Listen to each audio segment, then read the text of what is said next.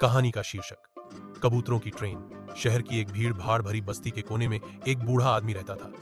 नाम था रामू काका। उम्र ढल चुकी थी, शरीर कमजोर हो चला था, लेकिन दिल आज भी बच्चों की तरह मासूम था। रामू काका की कोई औलाद नहीं थी और पत्नी भी कई साल पहले भगवान को प्यारी हो चुकी थी। अकेलेपन का साथी बना लिया था उन्होंने कुछ कबूतरों को, जो रोज उनकी खिड़की पर आ बैठते थे। रामू काका रोज सुबह उठते, 2 सूखी रोटियां तो खुद खाते, लेकिन 4 रोटियां हमेशा उन कबूतरों के लिए बचा कर रखते। धीरे धीरे उनके घर के पास एक कबूतरों का झुंड बन गया। वे उन्हें नामों से बुलाते थे, मुनिया, झब्बू, लालू, गोरी और ऐसे ही कई। मोहल्ले के लोग कहते, रामू काका तो कबूतरों के बाबा बन गए हैं। एक दिन रामू काका को पता चला कि नगर निगम ने पूरे इलाके की झुग्गियों को हटाने का आदेश दे दिया है और जल्द ही उनकी झोपड़ी भी गिरा दी जाएगी। इससे ज्यादा दुख की बात यह थी कि रेलवे स्टेशन के पास जो पुराना साइबान था, जहां कबूतरों ने अपना घोंसला बनाया था, वो भी तोड़ने वाला था। रामू काका के दिल में एक टीस उठी, मेरे कबूतरों का क्या होगा?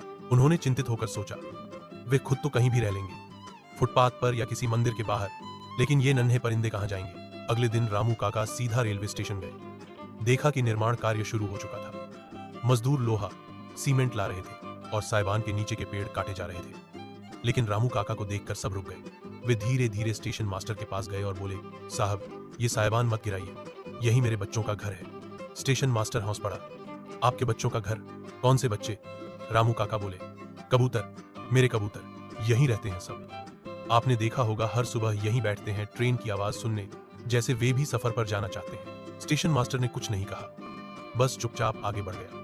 रामू काका को समझ आ गया कि सरकारी फैसले कोई भावनाओं से नहीं चलते। कहानी का मोड़। अगले दिन एक अद्भुत दृश्य हुआ।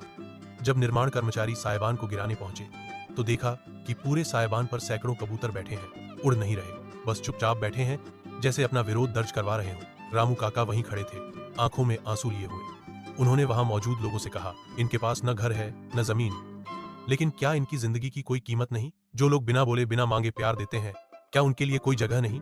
इस दृश्य को किसी स्थानीय रिपोर्टर ने रिकॉर्ड कर लिया और अगले ही दिन सोशल मीडिया पर डाल दिया। वीडियो वायरल हो गया। हजारों लोगों ने रामू काका और कबूतरों के लिए आवाज उठाई। ट्विटर पर कबूतर काई ट्रेन ट्रेंड करने लगा। रेलवे विभाग को आखिरकार झुकना पड़ा। निर्णय हुआ कि स्टेशन पर एक नया पंछी विश्राम साइबान बनाया जाएगा, खास तौर से पक्षियों के लिए। पुराने साइबान को संरक्षित किया गया और आसपास कबूतरों के लिए दाना, पानी की व्यवस्था भी। रामू काका का चेहरा खिल उठा। उनके प्यारे दोस्त अब सुरक्षित थे। ट्रेन की सीटी बजती और कबूतर झुंड बनाकर ऊपर उड़ जाते, जैसे वे ट्रेन के साथ उड़ान भर रहे हों। और यह कहानी समाप्त होती है। मैं जान गया हूं आपने मेरे चैनल को सब्सक्राइब नहीं किया, जल्दी सब्सक्राइब करो।